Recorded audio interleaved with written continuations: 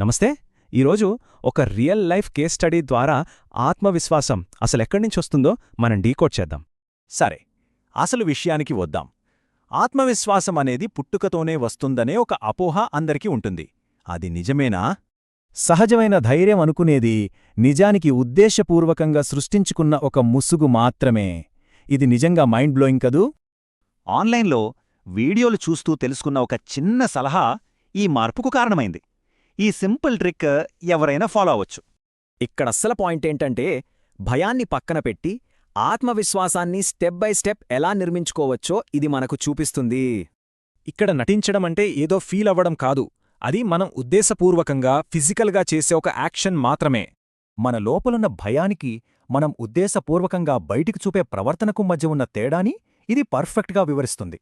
ధైర్యాన్ని ప్రదర్శించడానికి నిటారుగా నిలబడటం, బిగ్గరగా మాట్లాడటం లాంటి యాక్షన్స్ ఇక్కడ చాలా అవసరం. ఇవన్నీ మన చేతుల్లోనే ఉన్నాయి. ఇక్కడ మెయిన్ లెసన్ ఏంటంటే, బయట కనిపించే మన ఆత్మవిశ్వాసం లోపల ఉన్న భయాన్ని పూర్తిగా డామినేట్ చేసి తీరాలి. ఇదంతా చూశాక ఒక ప్రశ్న వస్తుంది. ఇలా నటించడం మొదలుపెడితే అది ఎప్పటికైనా నిజమైన ఆత్మవిశ్వాసంగా మారుతుందా? ఆలోచించండి.